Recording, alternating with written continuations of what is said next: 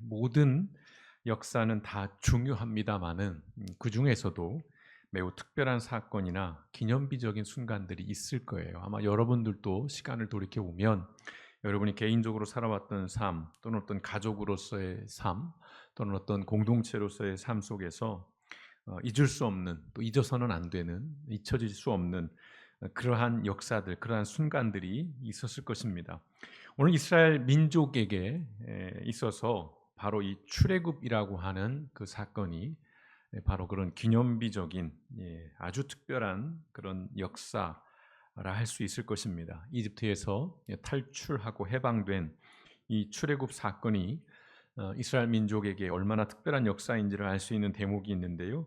열왕기상 6장 1절에 보시면 이런 말씀이 있습니다. 이스라엘 백성이 이집트에서 나온 지 480년이 지나고 솔로몬이 왕이 된 지 4년째가 되는 해 2월에 성전 건축 공사를 시작하였다. 이스라엘 역사를 이야기할 때 그 기점을 잡을 때에 이집트에서 나온 지 480년이라는 그런 표현을 씁니다. 이스라엘 민족은 출애굽하던 그 해를 원년으로 삼아서 이른바 그들의 연호로 사용했음을 우리가 짐작해 볼 수 있는 것이죠. 뭐 왕이 바뀌거나 할 때 새롭게 1년, 2년 이렇게 시작하는 것처럼 이들에게 있어서 이 출애굽이라는 것은 그들의 역사의 원년으로 삼을 만한 그런 기억이고 그런 역사라는 것을 우리가 볼 수 있습니다. 이 출애굽의 역사는 이스라엘 민족에게는 어떤 하나의 사건 그 이상의 의미를 가지게 됩니다. 처음에 그들이 어떻게 이집트로 갔을까요? 기근을 피해서 잠시 거처로 삼았어요. 거기서 정착할 생각 없었고 그냥 배가 고프니까 먹을 것이 없으니까 기근을 피해서 갔던 그 이집트에서 무려 430년이라는 그런 긴 시간 동안 그곳에서 생활을 하면서 잊혀지고 무뎌졌던 하나님의 백성이라고 하는 그런 정체성을 그들이 다시 확립하고 또 하나님과의 맺은 언약을 회복하는 또 그것들을 더 강화하는 대전환의 역사가 바로 이 출애굽의 역사인 것이죠. 그들이 정말 그 민족이 새롭게 태어나는 그런 어떤 전환점, 기점이 될 수 있는 그런 역사인 것이지요. 그래서 지금도 이스라엘은 이 출애굽의 역사를 유월절, 무교절 대표적으로 이 절기를 통해서 기념하고 기억합니다. 오늘 우리가 묵상한 말씀이 바로 그 유월절의 유래, 나아가 그 무교절의 어떤 의미를 담고 있는 그런 말씀입니다. 잠시 이집트에 머물렀던 야곱의 후손들이 번성을 하기 시작합니다. 그때 위기를 느낀 바로 왕이 이제 이 히브리인들을 노예로 삼아 버리죠. 그리고 고된 노동과 학대를 가하게 됩니다. 그래서 이 히브리인들, 이스라엘 사람들이 하나님께 호소를 했고 하나님께서는 그들의 음성을 듣고 자 이제 이스라엘 백성들을 구원해 내야겠다 생각하시고 모세를 지도자로 세우지요. 그리고 모세를 바로에게 보냅니다. 이스라엘 민족을 놓아달라, 해방해달라라고 하는 그런 요청을 할 것을 말씀했지만 모세가 여러 거절 속에 우여곡절 끝에 바로 앞에 나갔지만 뭐 보란 듯이 거절을 당하지요. 그래서 하나님께서 이제 우리가 아는 10가지의 재앙을 하나하나 내리시는데 9가지의 재앙이 내린 그 이후에도 바로는 마음을 바꾸지 않았어요. 그들을 여전히 거부했습니다. 그러자 마침내 10번째 재앙을 내리는데요. 그 재앙이 오늘 12장 12절에 나오는 말씀입니다. 내가 그 밤에 애굽 땅에 두루 다니며 사람이나 짐승을 막론하고 애굽 땅에 있는 모든 처음 난 것을 다 치고 애굽의 모든 신을 내가 심판하리라. 나는 여호와라라고 말씀하는 것이죠. 그 땅에 처음 태어난 그러니까 뭐 모든 동물, 사람을 포함해서 사람은 장자겠죠. 마지들을 다 죽이겠다라고 하는 이른바 장자의 재앙이 내려집니다. 결국 이 10번째 재앙 앞에 바로는 굴복을 하지요. 그리고 이스라엘의 출애굽을 허락합니다. 이 장자의 재앙이 있던 그날 하나님께서는 모세와 아론에게 명령을 내립니다. 각 가정은 이제 어린 양을 잡아서 그 피를 문설주와 상인방에 바르고 상인방이라고 해서 한참을 고민해 봤어요. 의미가 뭔지는 알겠지만 이게 뭔 뜻일까라고 해서 보니까 그 문틀 그 위쪽 이야기하는 것입니다. 그러니까 지금 사진에서 보시는 것처럼 문설주, 그러니까 프레임이에요. 영어 성경을 보면 좀 더 알 텐데요. 도어 프레임입니다. 거기에 그 피를 바르는 것이죠. 그리고 그 잡은 양의 고기를 구워서 쓴 나물과 그리고 누룩이 없는 빵, 이른바 무교병이라고 하죠. 그걸 먹으라고 하는 명령을 내리십니다. 그리고 이렇게 말씀합니다. 13절과 14절을 보시면 그 피는 너희가 살고 있는 집에 표시가 될 것이다. 내가 피를 보면 너희를 넘어가겠다. 내가 이집트를 벌할 때에 너희에게는 아무 해가 미치지 않을 것이다. 너희는 이날을 나 여호와가 행한 일을 기억하는 명절로 삼아 기념하고 대대로 지키라라는 그런 명령의 말씀을 주십니다. 이것이 유월절의 유래입니다. 유월절은 그냥 하루의 절기는 아니에요. 이제 유월절이 시작되고 또 유월절 다음 날부터 7일 동안 무교절이 이어집니다. 사실 이스라엘의 이 절기들 되게 헷갈리고요. 이름이 다른 이름으로 같은 절기가 다양하게 쓰여서 복잡하긴 한데 오늘은 그냥 단순하게만 이해하시면 되겠습니다. 이 무교절 때는 누룩이 없는 거친 빵을 먹어야 합니다. 이유는 그것이죠. 출애굽 당시에 빨리 이집트를 탈출했기 때문에 그 발효시켜서 부풀어지는 빵 먹을 시간이 없는 거예요.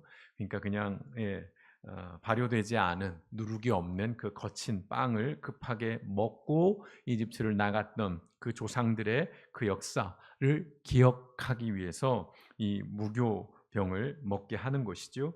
그리고 무교절이 끝난 후에 첫 번째 안식일 다음 날은 맥추절로 지킵니다. 우리에겐 좀 잊혀진 그런 절기이긴 한데 초실절, 오순절 부르는 게 되게 많습니다. 이 맥추절의 의미는 그 6월절, 그 10가지의 10번째 재앙, 장자들이 죽음을 당했던 그것들을 기억하면서 그 의미를 이렇게 해석을 하는 겁니다. 첫 열매를 하나님께 드리는, 첫 수확한 것을 하나님께 드리는 절기로서 그들의 그 출애굽의 역사를 다시금 기억하고 또한 기념하는 것입니다. 이렇듯 이스라엘 민족은 유월절, 무교절, 맥추절을 통해서 그 출애굽의 역사를 기념하고 기억합니다. 그 본질에 뭐가 있을까요? 하나님의 행하신 일들, 그리고 우리가 누구인지를 기억하는 거예요. 하나님께서 우리에게 어떤 은혜를 베풀어 주셨고 우리는 어떠한 존재인지, 나는 어떠한 사람인지 이것들을 기억하게 하는 것이죠. 유월절을 지키라는 명령을 받은 모세가 이제 이스라엘 장로들 앞에 나와서 이제 그 하나님의 말씀을 전합니다. 그게 24절부터 27절의 말씀인데요. 자, 여러분은 이것을 하나의 규정으로 삼아 여러분과 여러분의 자손이 영원히 지켜야 합니다. 예. 우리 때에만 3, 4대까지만이 아니에요. 영원히입니다. 오고 가는 모든 세대 속에서 이 절기를 지키라는 것입니다. 여러분은 여호와께서 주시기로 약속한 땅에 들어가거든 이 의식을 지키십시오. 만일 여러분의 자녀들이 이 의식은 무엇을 뜻합니까? 하고 물으면 여러분은 이렇게 대답하십시오. 이것은 여호와께 드리는 유월절 제사이다. 여호와께서는 이집트에서 그곳 사람들을 치실 때에 우리 이스라엘 사람들의 집을 넘어가시고 패스오버입니다. 넘어가시고 우리를 살려주셨다라는 그 의미를 후손들에게 얘기하는 것이죠. 사실은요 이게 몇 대까지 갈 것도 없어요. 당대에도 동일한 역사를 공유하지 않습니다. 불과 30년, 40년 전에 일어난 일들을 지금 10대, 20대들은 전혀 몰라요. 우리는 당연히 알고 있다고 생각하는 것들을 젊은 세대들은 모릅니다. 그래서 깜짝깜짝 놀라게 되죠. 근데 돌이켜 생각해 보면 당연한 거예요. 그들이 태어나기 전의 일들을 누군가가 지속적으로 가르쳐주지 않는 한 어떻게 알겠어요? 모르는 것이죠. 그러니까 참 이 말씀이 가슴에 와닿아요. 만일 여러분의 자녀들이 이 의식은 무엇을 뜻합니까? 우리의 다음 세대들이 우리의 신앙에 대해서 물어올 때에 이야기해 주라는 거예요. 대답해 주라는 것입니다. 전수해 주라는 그런 말씀입니다.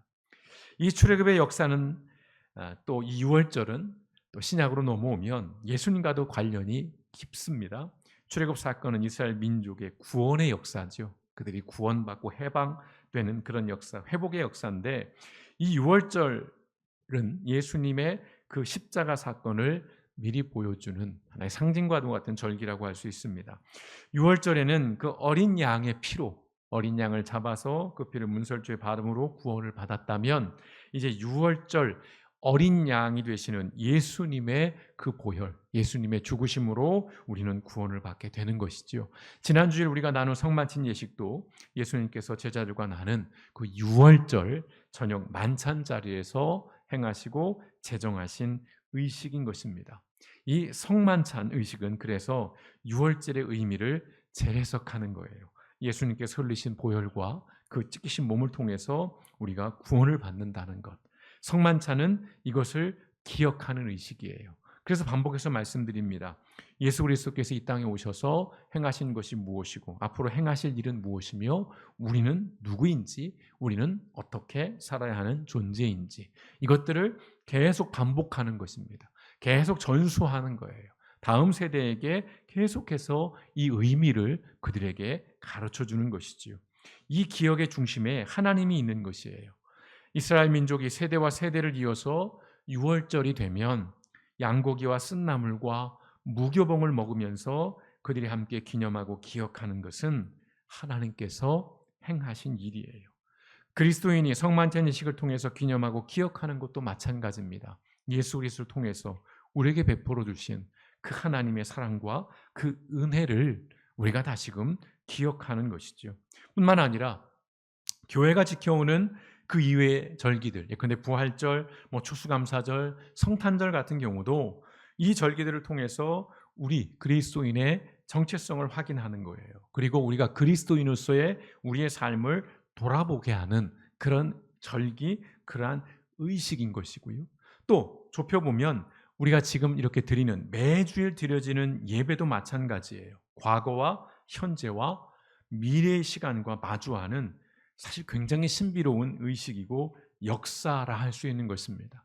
우리는 예배를 통해서 먼저는 과거를 소환하는 거예요. 그 하나님이 어떤 하나님이었는지를, 그리고 지금 그 하나님은 어떻게 역사하고 있는지를, 그리고 그 하나님은 앞으로 어떻게 우리의 삶을 이끌어갈 것인지를, 아울러서 우리의 역사도 기억하는 것이죠. 내가 과거에 어떤 사람이었고 내가 지금은 어떤 삶을 살고 있고 내가 앞으로는 어떻게 살아가야 하는 것인지, 그것들을 매주일 이 예배를 통해서 계속해서 일깨우는 것이죠. 의식하고 인식하게 하는 것입니다. 마치 주기적으로 조율해야 하는 악기처럼, 또 정기적으로 정렬해야 하는 자동차 바퀴처럼 이 신앙의 삶이라는 것은 반복적인 것이죠. 그리고 지속적인 기억의 회상, 성찰을 요구하는 것입니다. 그리하여 우리의 믿음의 삶에서 과거는 결코 지나간 시간이 아니라는 것이지요. 흔히 말하죠. 그냥 과거는 흘러갔어. 잊어버려. 일정 부분 잊어야 할 것들이 있어요. 그러나 잊지 않아야 할 것도 있다라는 것이지요. 과거라고 하는 것, 우리의 신앙 속에서 흘러가 버린 의미 없는 물이 아니라는 것입니다. 지난 역사는 우리가 오늘을 살아가게 하는 지침서가 돼요. 우리는 과거를 통해서 오늘의 삶을 조율할 수 있습니다. 그리고 내일을 바라보게 하는 나침반이 돼요. 내가 어디로 가야 하는지, 내가 어느 방향으로 가야 하는지, 이것들을 가르쳐주는 것들이죠. 그래서 우리는 과거를 잊지 않아야 한다는 것입니다. 최근 들어서 제가 이런 역사, 과거 얘기를 자주 말씀을 드립니다. 매우 중요한 의미이기 때문에 그렇습니다. 우리가 제대로 과거를 알아야 하는 이유도 바로 여기 있는 것이고요. 그래야 우리가 오늘을 바르게 살아갈 수 있고, 그래야 내일을 제대로 준비할 수 있기 때문입니다.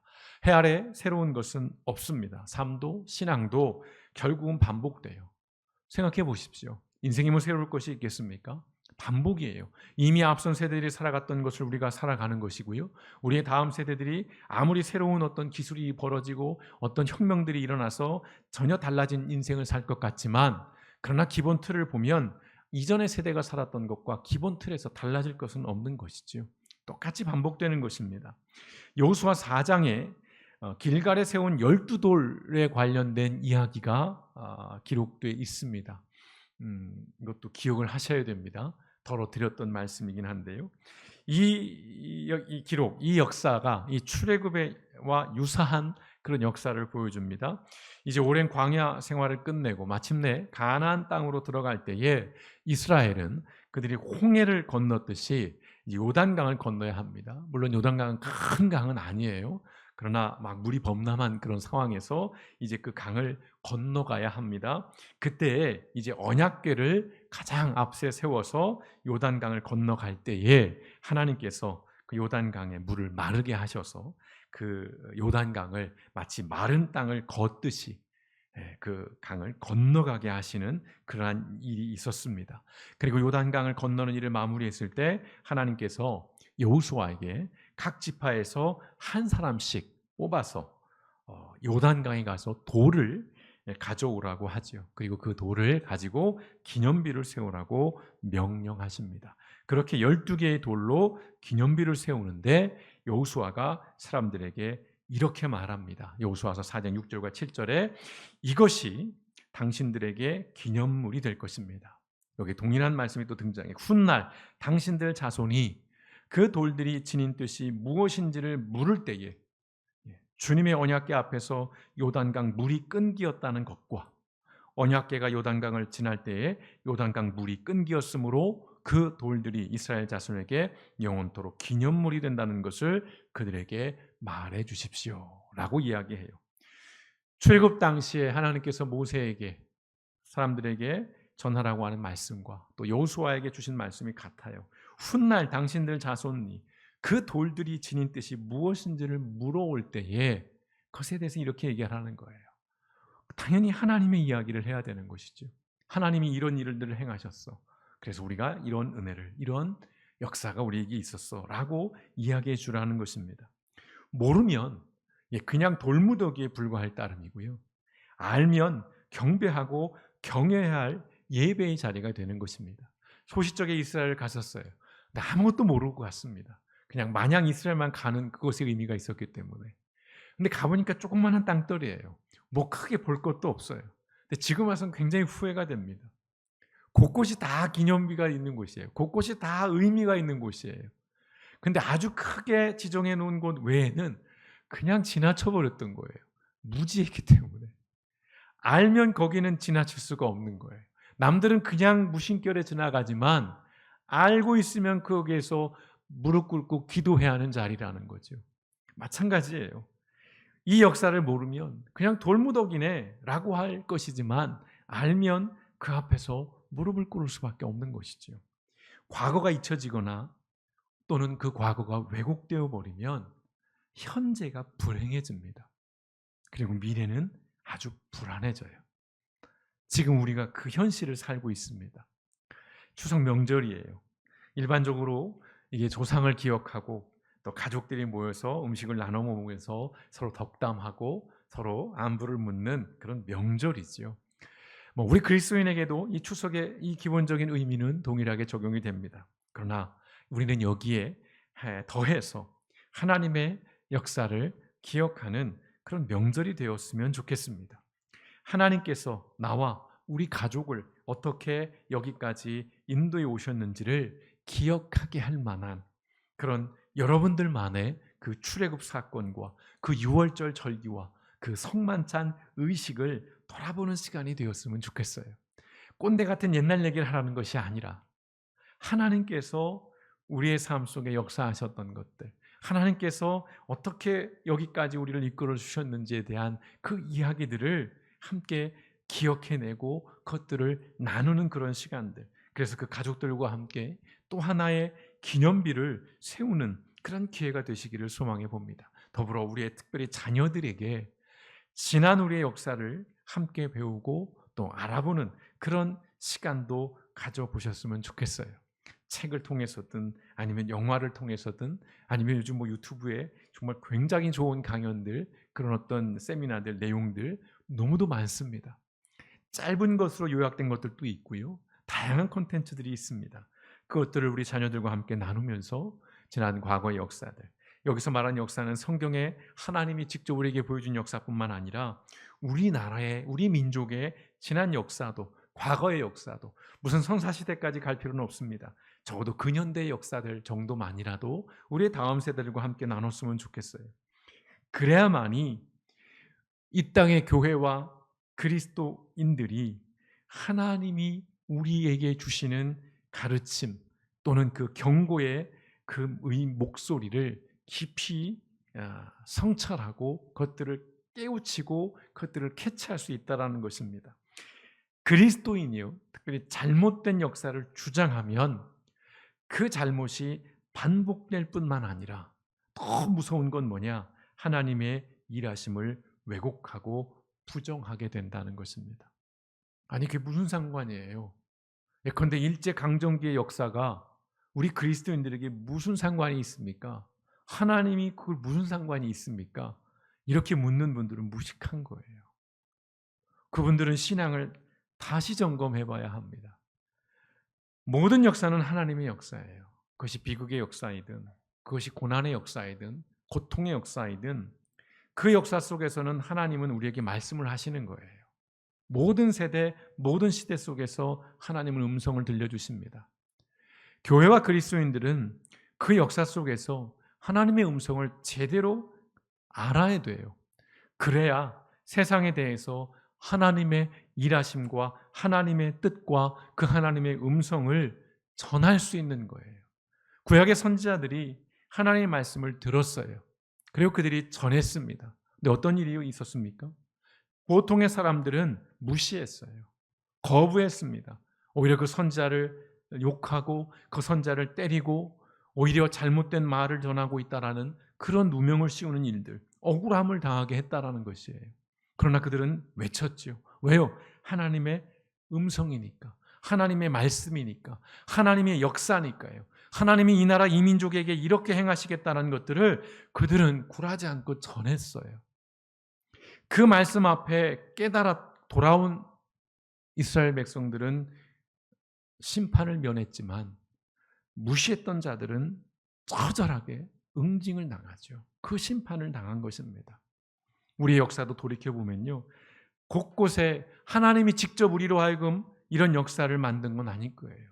일본으로 하여금 우리를 지배하게 하고 6.25 전쟁을 일으키게 하고 하나님이 그렇게 하신 건 아니에요. 근데 그 속에서 교회와 그리스도인들이 해야 할 몫을 제대로 못한 결과가 그렇게 이어진다는 것이고 그 비극의 역사가 더 강화되고 있다는 것입니다. 오늘 요직에 앉아있는 사람들의 상당수가 그리스도인들이에요. 그런데 그들이 나서서 이 지난 우리의 역사를 왜곡하고 있습니다. 그건 우리의 역사를 왜곡하는 것만이 아니라 하나님의 음성을 제대로 못 듣게 하는 거예요. 하나님의 일하심을 방해하는 것입니다. 하나님의 공의와 하나님의 정의를 우습게 만들어 버리는 거예요. 비틀어 버리는 것입니다. 그래도 되네? 이렇게 살아도 당당하고 떵떵거리며 사네? 이런 짓을 해도 처벌받지 않네? 이런 짓을 해도 지도자로서 지도층으로 살아갈 수 있네? 이런 역사를 만들어 버리면 교회와 그리스도인들이 하나님의 정의를 이야기할 수 없습니다. 하나님의 공의를 주장할 수 없어요. 적어도 선하게 살아야 된다, 의롭게 살아야 된다, 정직하게 살아야 된다, 이렇게 말할 수 없는 거예요. 하나님의 영광이 모욕당하는 거예요. 하나님의 이름이 조롱당하게 되는 것입니다. 그래서 이 뻔한 말씀을 다시 드립니다. 기억되지 않는 역사는 반복돼요. 이스라엘의 역사를 보십시오. 사사기의 역사를 보십시오. 인간은 그런 존재예요. 그러니까 포기하라는 말씀이 아니라 끊임없이 이야기하고 반복하고 들려주고 가르쳐주고 깨우쳐줘야 한다는 것입니다. 이것이 신앙의 삶입니다. 기억하지 않는 민족은 미래가 없습니다. 저는 좀 두려운 마음이 있어요. 좀 오버하는 마음인데요. 우리나라는 이제 더 이상 전성기는 없다라는 생각이 듭니다. 여기서 더 성장하거나 더 강력해질 일은 없어질 것 같아요. 그런 두려움이 있습니다. 물론 힘을 갖고 대단한 어떤 국력을 가지고 남들을 지배하고 침략하라는 그런 말씀이 아니에요. 적어도 다음 세대들, 우리의 자녀 세대들이 살아갈 세상이 우리가 사는 세상보다는 더 나은 세상이 되어야 될 텐데 그렇게 되지 않을 것 같은 불안한 마음이 저에게 있는 것이에요. 얄팍한 지식과 얄팍한 경험으로 미루어 짐작컨대 그런 두려움이 있습니다. 그래서 우리는 기도해야 돼요. 내가 잘 먹고 잘 살기를 기도하는 것이 아니라 우리의 다음 세대들이 살아가는 그 삶의 환경이 더 나아질 수 있기를 우리가 어른들이 지금부터 기도하며 그 역사가 반복되지 않도록, 아이들에게 불행한 역사가 주어지지 않도록. 아유, 전쟁이 일어날까요? 지금 일어나고 있습니다. 세계 곳곳에는 여전히 전쟁이 현실이고 오늘로 살아가는 사람들이 부지기수예요. 그 속에서 수많은 아이들이 죽임을 당합니다. 그 속에 수많은 젊은 세대들이 미래를 잃어버리고 있어요. 기억되지 않으면 그럴 수밖에 없다는 것입니다. 기억하지 않는 그리스도인은 하나님이 기억하지 않습니다. 이건 저의 저주가 아니라 구약 성경 속에서 하나님께서 명확하게 보여준 것이에요. 아무리 택한 백성일지라도 그들이 하나님을 기억하지 않았을 때 하나님은 그 백성을, 그 민족을 바벨론이라고 하는 더 악한 소나기에 그냥 던져버리셨어요. 오늘 우리가 이러한 절기나 명절을 통해서 우리의 지나간 역사들을 다시금 기억하고 우리가 어떤 삶을 살아왔고 앞으로 어떻게 살아가야 할지를 우리의 다음 세대들과 함께 끊임없이 하나님의 이야기들을 나눠가면서 우리의 삶 속에 정말 놀라운 이 출애굽의 역사가, 이 유월절의 그 역사가, 또 성만찬의 그 역사가 우리의 삶 속에 계속되어지고 우리의 다음 세대들에게도 온전히 전수되어지는 그러한 믿음의 삶을 살아가시는 저 여러분, 우리 모든 하나님의 백성 되시기를 주님의 이름으로 축원드립니다. 함께 기도하시겠습니다.